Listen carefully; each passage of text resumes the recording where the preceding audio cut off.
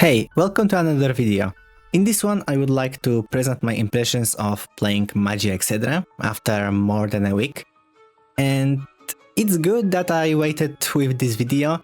Initially I wanted to make it as just gameplay and opinion after the first day. However, the first day quality was as follows.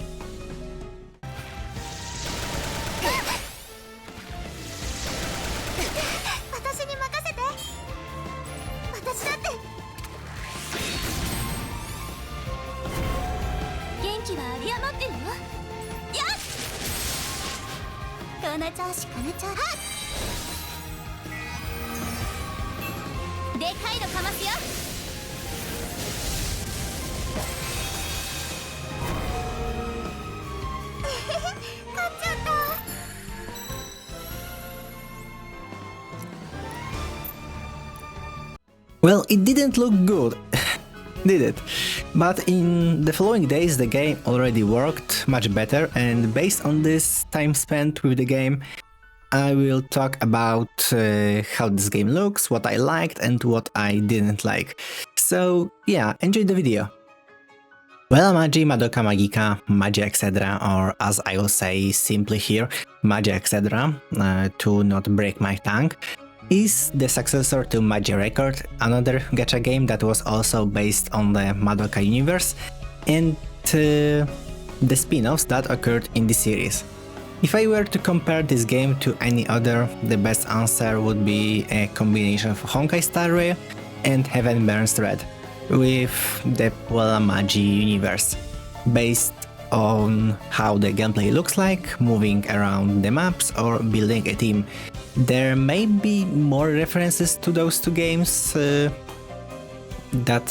could be here, but these are the few elements that catch my eye, and I could remember it while writing and now talking about this. This is not a competitor for these games, as a certain article I saw, knowing the theme and popularity of this series, but more like another game in this or similar style. By the way, for such an article, probably the author should undergo castration for punishment. Anyway, the important thing is that the clicks are flowing and the reprimand for a particular game is in the comments, where there is quite certain glazing that their game is better than yours. That's a sarcasm, by the way, but very true statement. I'll start with the gameplay because aside from the theme of this game, this is the one that convinced me the most. In the background you see the typical gameplay as how it looks like. Magia Record used a frequent for 2017 gameplay style, where the style of the gameplay was from the side and was based on clicking discs or buttons corresponding to the character. The one in Magia Exedra is turn-based system and I like it very much. The characters take action according to the order designated on the left side. We can have up to 5 characters in battle. They are divided into several classes. Their name literally tells you what they do. These classes are Attacker, Defender, Healer, Breaker, Buffer and Debuffer. I just hope that they will stick to the nomenclature and Defender will be Defender and not something that at some point will perform better in terms of damage than some attackers.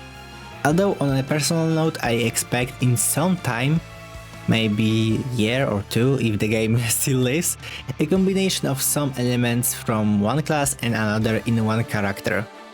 Characters as in Honkai use a system of skill points. These we have 6, and they work on the same principle. In combat, each character has access to base attacks, skills and ultimates after filling the bar. Some of them have special bar under other mechanics. As you can see, Madoka after filling her bar performs a follow-up attack. Fights with opponents involve a pattern of breaking the break bar, both using the elements they have an advantage and the non-advantageous ones. After breaking the bar, the opponent takes increased damage based on break percentage that we increase by attacking the enemy up to certain limit that is set. Bosses are one of the more interesting enemies in the game. Their mechanics, in addition to breaking the break bar, can include additional abilities to make it harder to defeat them. So, for example, one of the bosses is Mermaid Witch, and she is one of more difficult bosses in the story. The second phase can regenerate the break bar, regenerate HP, and increase attack and defense. In return, we can get up to 800% increased damage after breaking the bar. Another example is the Arctist Witch, which reduces the damage and break damage received if we don't defeat the created minions. The boss itself is very tough, but it doesn't hit hard.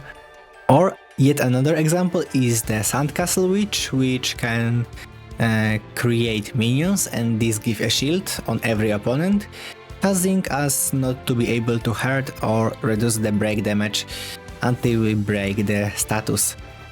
In this case, you should focus on several opponents. These mechanics, although they can annoy, are some of quite interesting ones, causing us to have to use specific characters for specific scenarios, and some of these bosses are not the usual damage sponges. Staying with the gameplay for a while, it's worth taking a look at other elements of the interface. We can preview information about our characters and the opponents. We can have the ability to speed up the animation or set the game to semi or full auto, except for the boss fights, which in the story we have to do manually. I'm not sure if this is due to the fact that since the game came out, I'm busy, or rather the fights take very long time, but from a certain point I set the game to auto and it works in the background when I do something else, except for those moments when you have to pass a boss in the story. But to take on a boss we need a strong team and characters. Our team has a power level, and to increase it we need to level up characters, their magia, special attacks, get copies for them, and also upgrade portraits. Here the developers have made it easier by requiring only one slot for portrait or memorial like it was in Magia Record, and not 4 as it was in that previous game. Returning to the characters, it is worth looking at what we have available in addition to the explanation of the classes. In previous segment we have 6 elements: Fire, Aqua, Forest, Light, Dark and Void. And the characters repertoire is not only characters from the main series, we also have available characters from the Oriko Magica spin-off, such as Yuma, Kirika and Oriko, and most slots are occupied by characters from Magia Record, where again, because it was a gacha game, there were many of these characters. You don't need to know them, each of these characters has a separate story that you can read or skip if it doesn't interest you. For me, it's a nice bonus that they didn't throw these stories away, as long as these characters are relevant in events or story, that is. We unlock these as well as personal portraits and boost to stats by upgrading to Heartfile level 50 in Chamber of Light.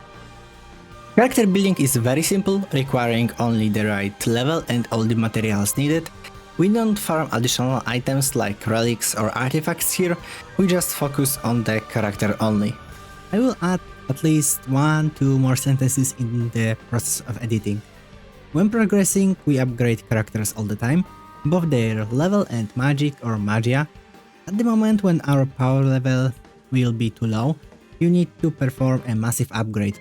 This I performed en masse at the moment when I think that the opponents may seem more difficult than my level is.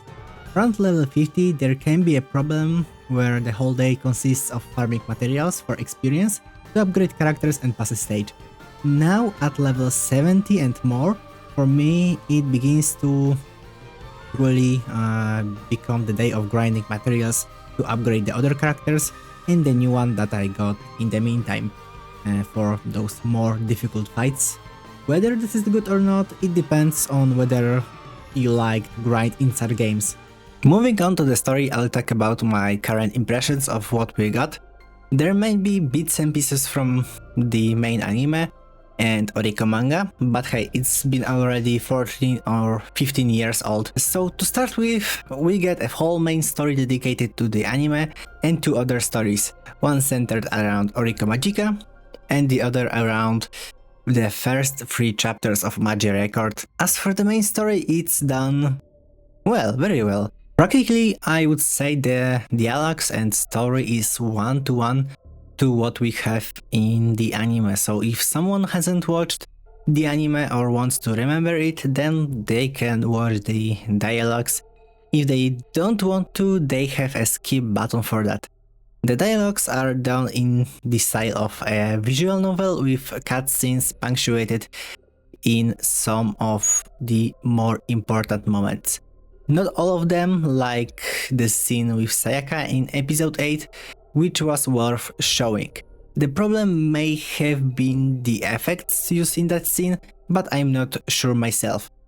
As for Magia Record story, it seems to be compressed, but tells mostly the story from the previous game.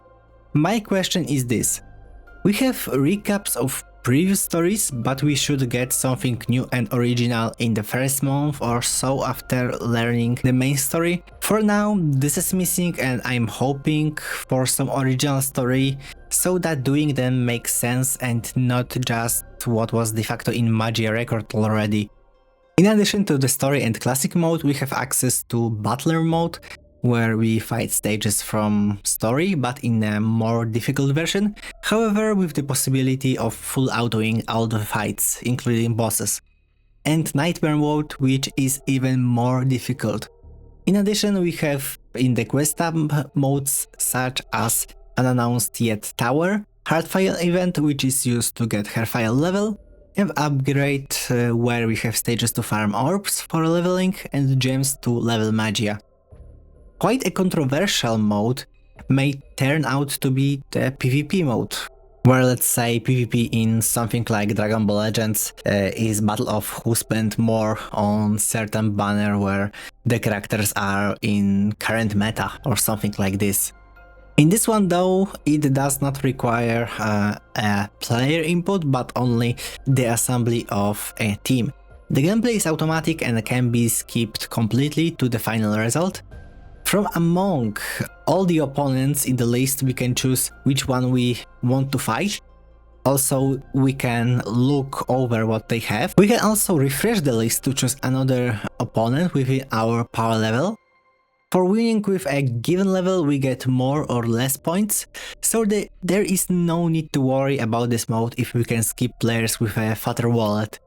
That is a positive until we are forced to fight them at some point. Unions are something like guilds or communities just, in which we perform missions related to cooperative play like logins, playing PvP, or performing stages. What about gacha? In the end, it's still a gacha game. Basically, the pool system adapts the system that is in Dokkan. We don't have a guaranteed PT for the newest character after losing on another one. Instead, we have a higher percentages for getting 5-star characters. That is 3%, very little, especially since Dokkan has 5% if I remember correctly, and the pool of 5-star characters is bigger than in the standard Dokkan banner with cards that are featured. For that, the promoted character has a bit better percentages compared to other 5 stars.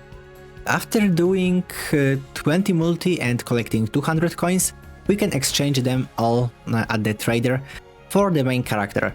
There is also a question of monetization of this system.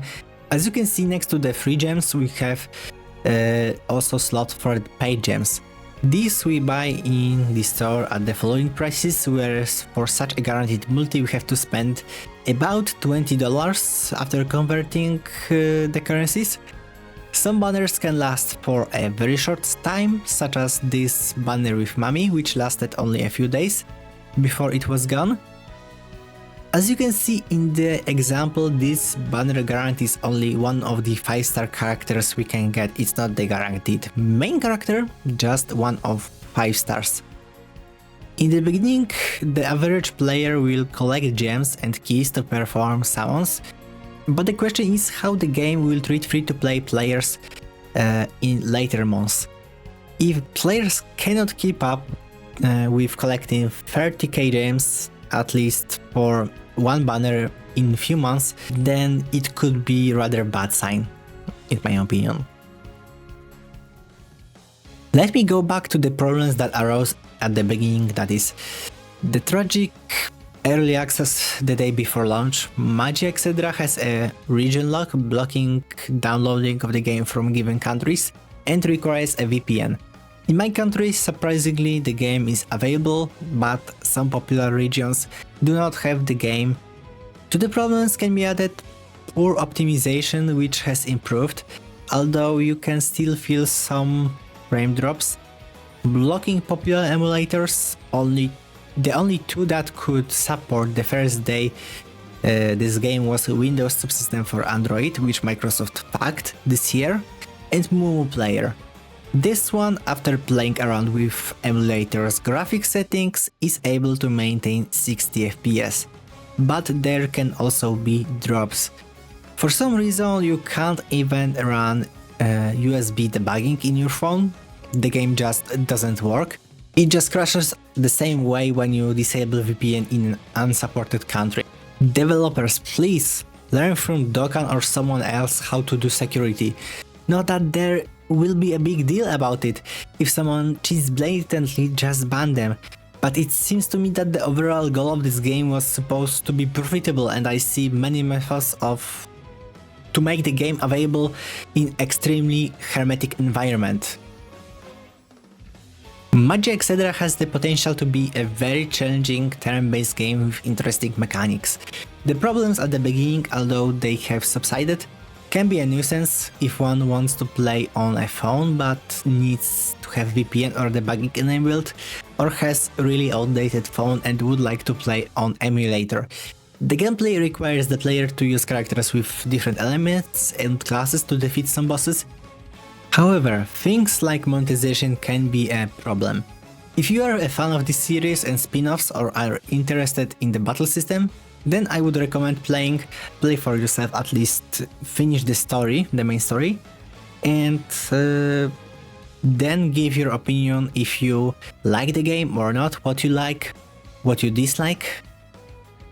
Other than those two arguments, the game doesn't really stand out much. This is yet another gacha game based on turn-based system, and there are many games that may be worth your attention.